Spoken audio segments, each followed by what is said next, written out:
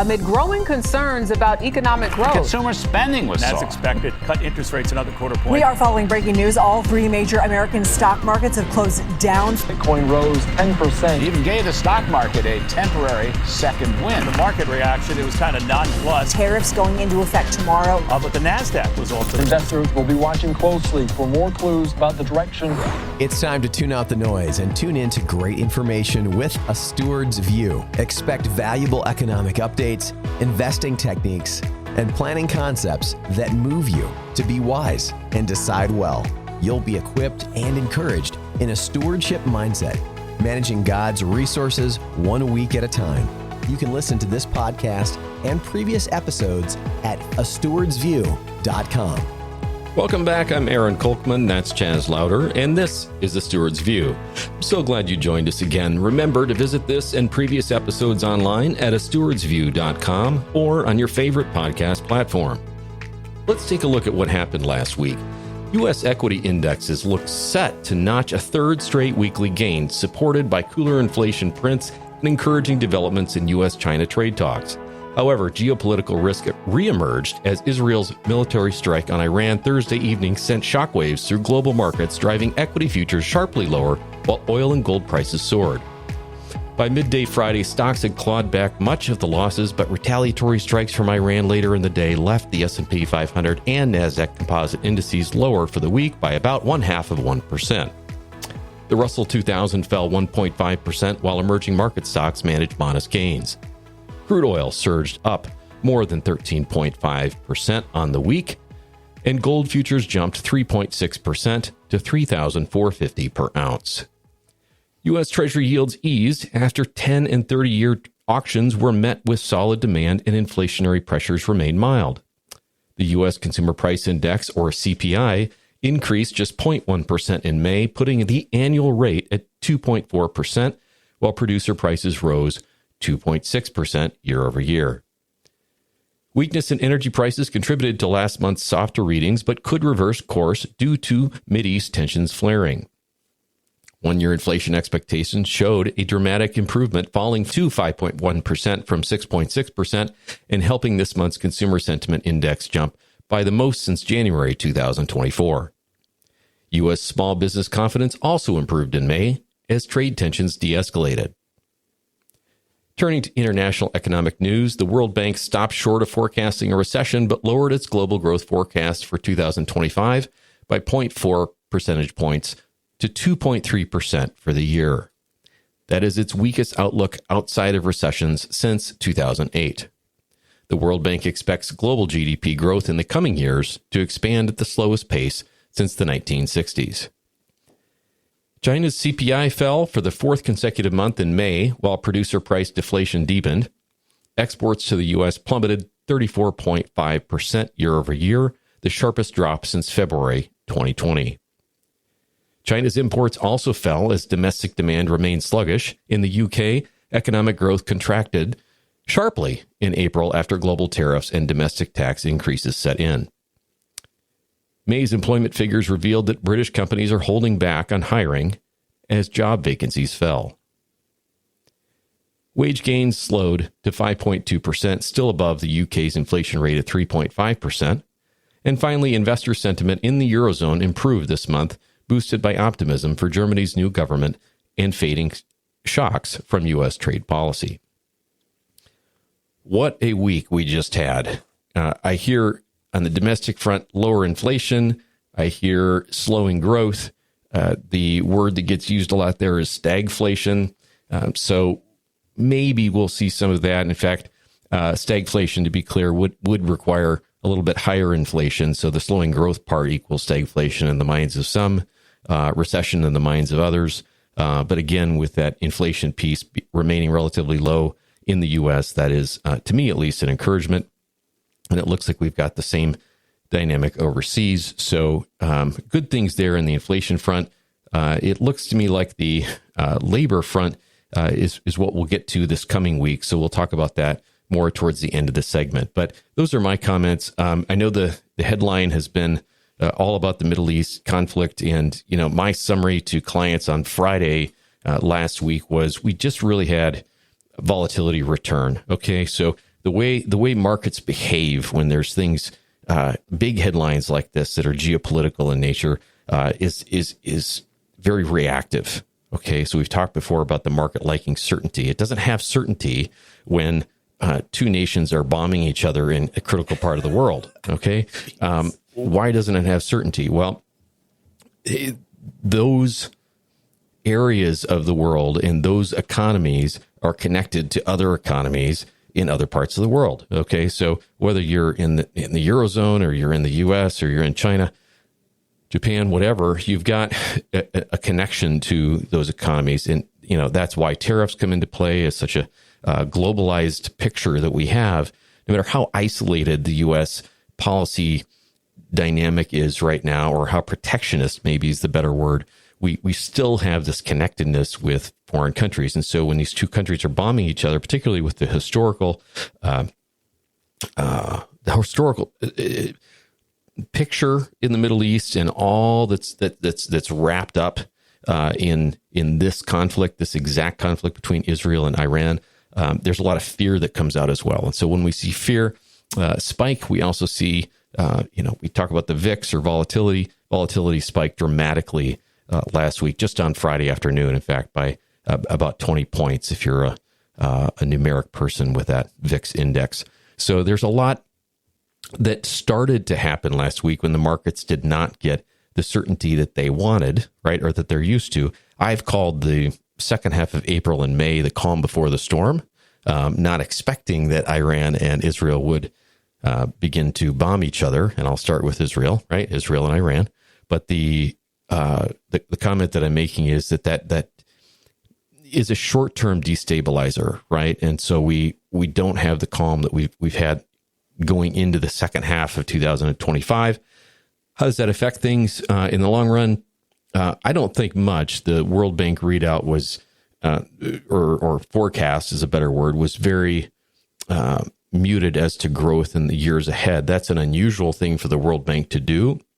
They're typically very focused on the current year or just the year ahead. To use the word years that's what's unusual to me. So when I hear a global entity like the World Bank, or I look at the International Monetary Fund, no Chaz, the IMF, not the Impossible Mission Fund, or what is it? Impossible Mission Force. Yes. Okay. Yeah, you beat me to it. If you watch Mission Impossible, it's not that IMF. It's the other IMF, right? The International Monetary Fund. That and the World Bank, when these global economists, when they come together and they look at things, they tend to look out quarters or maybe a year. They don't tend to talk about years. Okay, so this was a big deal.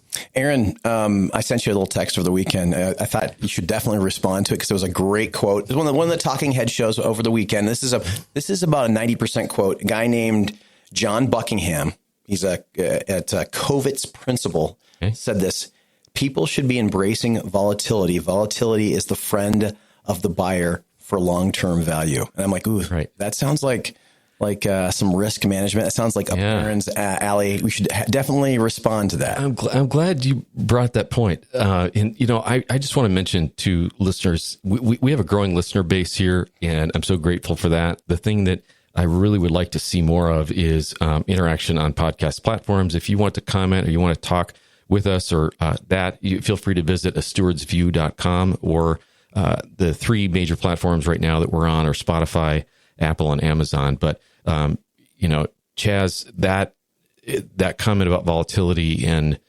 being the friend of the long-term investor, or the creating value. There was something about creating value in that is right up the alley of what we talked about on March 10th, right? Yeah. So interestingly, the slowing growth dynamic that the World Bank just talked about, we talked about on March 3rd. Yeah. Okay?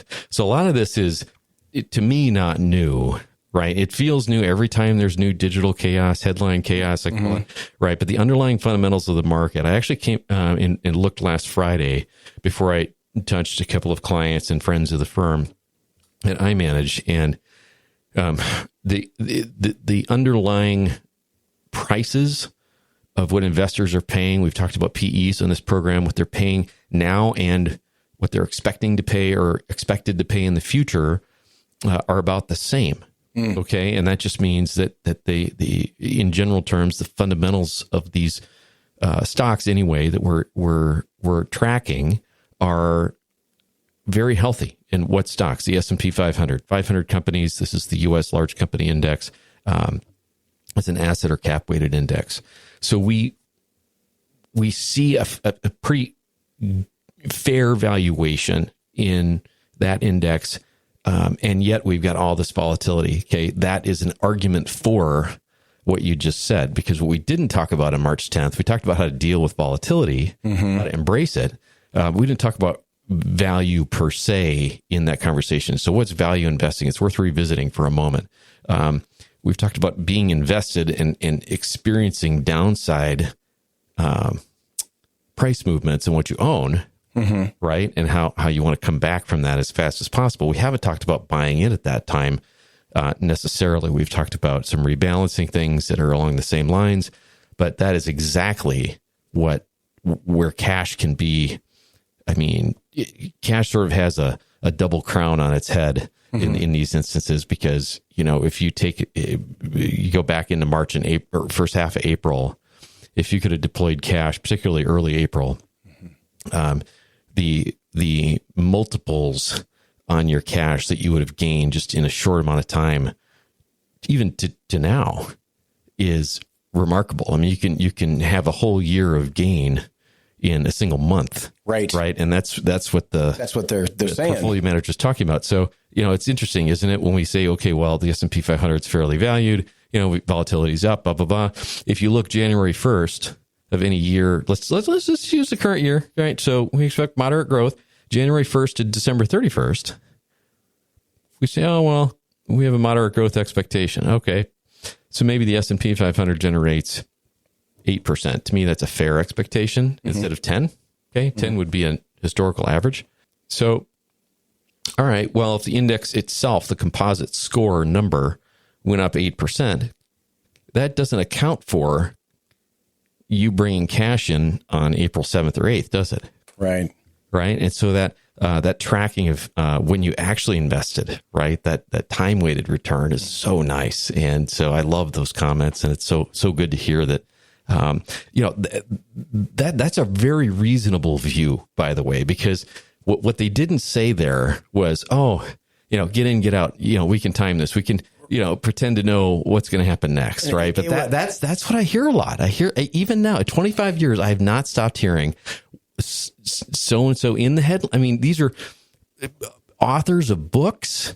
These are, in some cases, they're doing seminars, programs, and you hear them talk like they may not use the word timing, right? But it pretends that this short-term buck can get made with some degree of accuracy. Well, let me do a plug for your book, Aaron, because at least high concept. I'm not retaining the information like you, of course, but no. As I read that book, The Life Cycle of Wealth, available on Amazon, as a person who is new to the financial world from working with Aaron, is as someone who just has a macro level, high level concept, I go, well, my goodness, here's the opportunity. But that's more of a day trading, a quick turnaround strategy versus a long-term wealth building. And as I was thinking about your book, you talk more about that as a different strategic discussion versus, like someone just trying to make a quick buck, a quick turnaround type of thing. It's a great time to deploy cash. Yeah, thank you for the book plug. And but my concern is that, we need to get away from, here again, separating trading and speculation from long-term investing. So even though we're talking about a tactic to deploy new capital or redeploy existing capital, where we've got some volatility to embrace, that still doesn't mean that we're going to get out anytime soon with that piece. Aaron, I took you down the rabbit hole. We're going to have to go to a break now. Yeah. Okay. Well, when we come back, let's talk a little bit about asset aggregation and what it is and why it's important. And we can go from there. More of A Steward's View in just a moment. Investors have stocks, bonds, mutual funds, ETFs, options, futures, real estate, and more. There's one place to look at all of your portfolio. It's called Fusion, Portfolio Aggregation. No contract, no hassles. Fadir's portfolio technology gives its users a chance to see all of their assets all the time, wherever they are. The Fusion platform is open for use without a contract and without a hitch. It's based on mean variance optimization and analysis research by Aaron Kolkman, Fidare uses the Fusion platform to optimize assets for its clients. For more information, visit fidareadvice.com and click on Fusion at the top of the page. That's Fidare Advice, FIDERE advice.com. Now back to A Steward's View with your host, Aaron Kolkman. And we're back. So, Chaz, as promised, I want to touch on, there's some really big words that get used in this program. And at the very basic level, we talk about having one portfolio, our Fusion program at Fidare Advisors. That's fidareadvice.com. And you go out there and you can click on Fusion and enter in credentials for accounts in a secure way and end up with a single login to all of your accounts. Right. And it doesn't cost anything. We aren't necessarily managing anything for someone that does that. It's a way of viewing a tool, all of your assets. Right. But I don't think that we get far enough into the value of it. So I just want to mention that when you're engaged in planning conversations with professionals or with your own family at the dining room table, and you're going through and you're trying to fund goals, what you don't do is say, well, let's just set aside this one invested asset over here, right? The trading account, sure. Okay. Like, by the way, trading isn't all bad. like it's okay to do day trading. Like, there's nothing wrong with day trading. I just want to be clear. But that's not what you fund goals with. No, I wasn't trying to imply that. No. But like, I think I give that impression. So I want to clarify. That's just fine and dandy to do day trading, but it's a very different thing. So when you go to fund your goals, and I'm a certified financial planner, and we do the time horizon, and we look at how long it's going to take and the amount of capital required, and how much is available now, and then to be added in the future. Those things,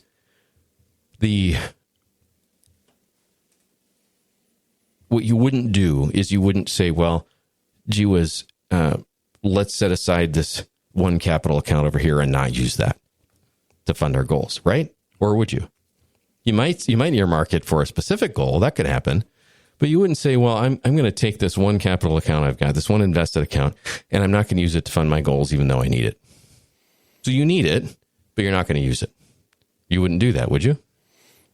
No, but I want to hear where you're going with this. Okay. I do that all the time personally. I'm like, this is my little account for this. I'm setting aside. So I want to hear what you unpack.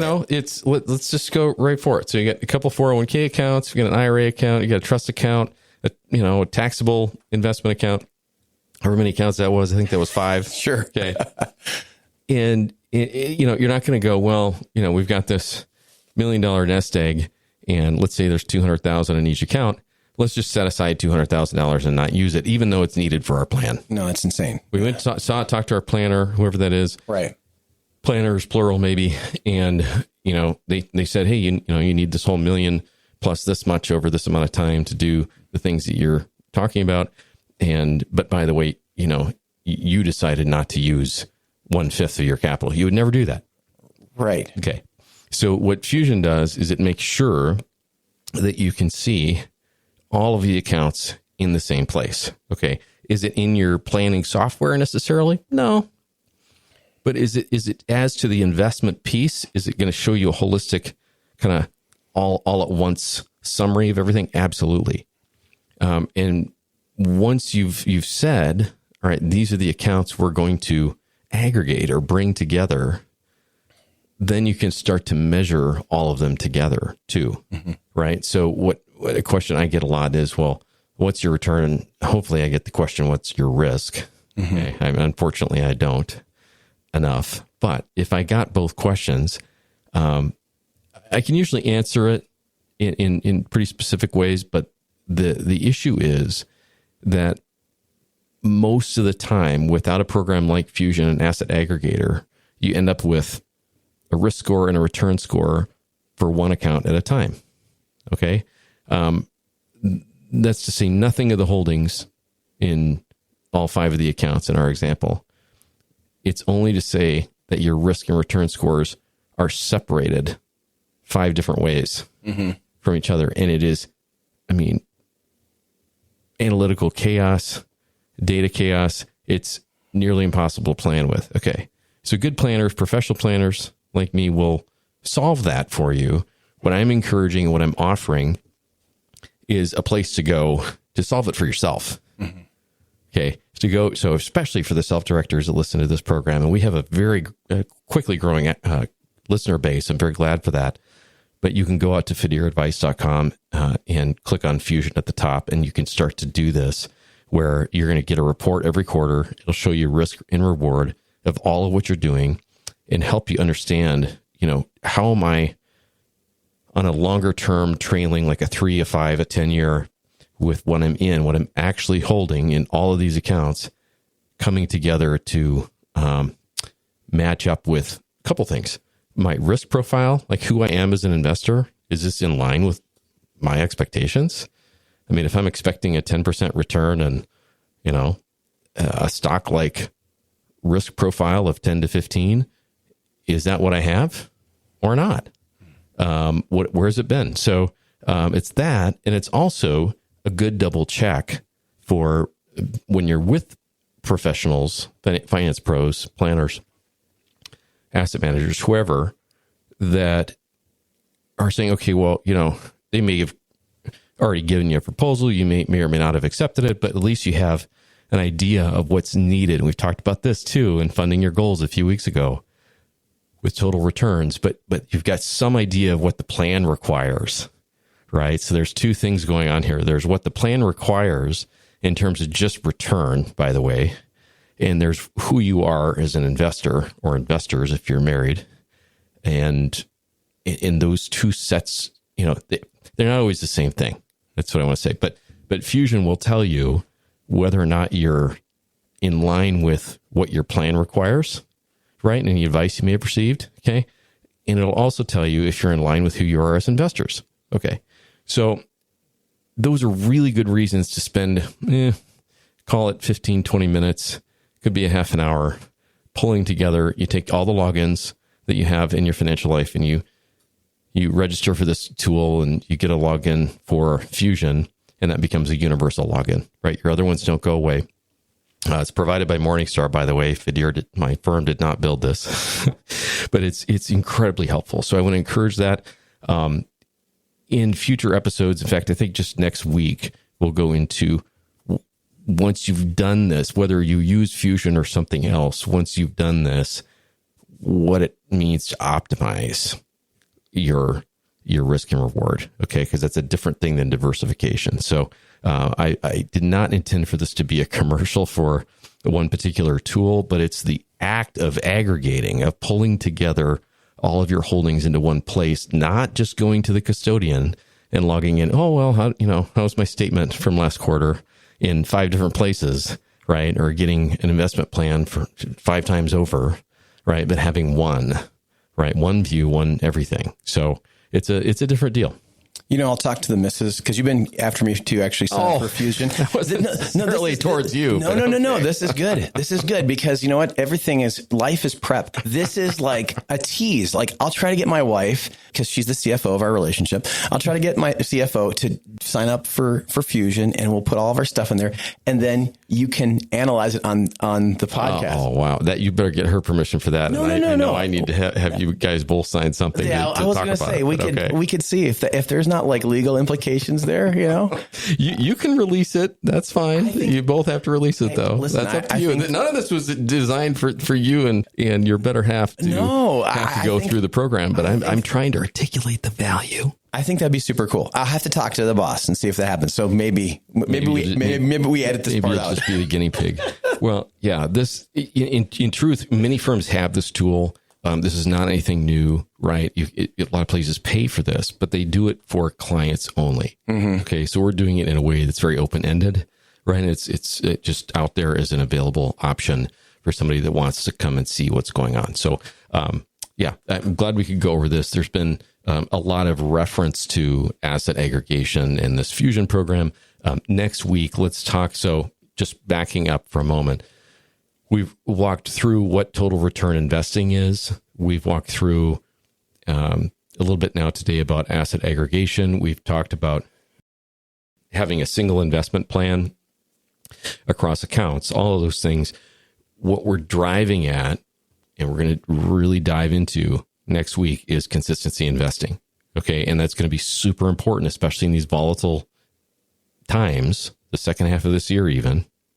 What is today? June 16th through December 31st. Okay. We can start now and understand when I say all 8% or pick a percent, Chaz. 10%. All 10% returns are not created equally. Right. Okay. So let's leave it there. But when we come back next week, let's go into what it means to optimize a return, not just get a return. Okay. And that's consistency investing. That's a good tease. Okay. So before we wrap up, let's look ahead to next week. A shortened week lies ahead as U.S. markets will be closed Thursday for the Juneteenth holiday. Central banks will garner the spotlight with interest rate decisions due from the U.S., UK, and Japan. The Federal Reserve is widely expected to keep rates steady on Wednesday, despite pressure from the White House to ease monetary policy. Momentum may be building for rate cuts, however, based on recent hard economic data.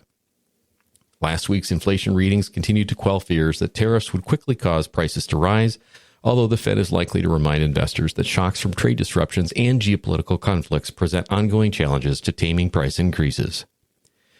The latest monthly employment report, along with weekly jobless claims and continuing claims reaching the highest level since late 2021, are reflective of a slowing labor market. This week's meeting will include an updated summary of economic projections, which should provide insights into how the Fed views the risks of unresolved trade and budget issues, as well as heightening conflicts in the Middle East. The domestic economic calendar includes May's retail sales report, housing data, regional manufacturing survey, and industrial production figures. Overseas, the Bank of Japan is widely expected to keep rates level at tonight's meeting, despite rising inflation. Governor Yuda has been emphasizing uncertainty in recent statements, which could push out the bank's next rate hike further than yen traders had been anticipating. For the Bank of England, weak economic data have raised the odds of further rate cuts this year. However, most experts expect no action this week and don't foresee the next change until September. Last but not least, China's monthly industrial production and retail sales releases round out the international calendar. With that, it's been such a pleasure to be back with you. I hope this session has been a benefit to you and to others you decide to share it with. We invite you to connect with us in your favorite podcast platform or at astewardsview.com. You can also schedule with our sponsor, Fidere Advisors, in the footer of that website. That's astewardsview.com. From all of us at A Steward's View, we look forward to connecting with you again next week. Until then, please do be wise and decide well. You've been listening to A Steward's View.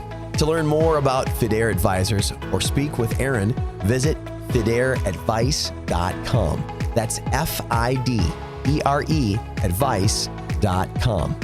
To listen to this and other episodes of A Steward's View, visit astewardsview.com.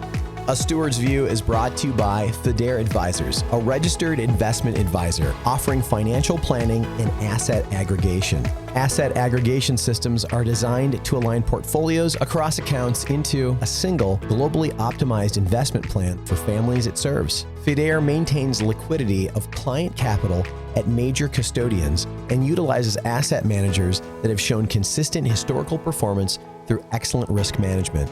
This program is not an offer to transact any securities and does not constitute a financial planning engagement. Information provided has been prepared from sources believed to be reliable, but is not guaranteed and does not represent all available data necessary for making financial decisions and is for informational purposes only. Fidere and its representatives do not offer tax or legal advice through Fidere.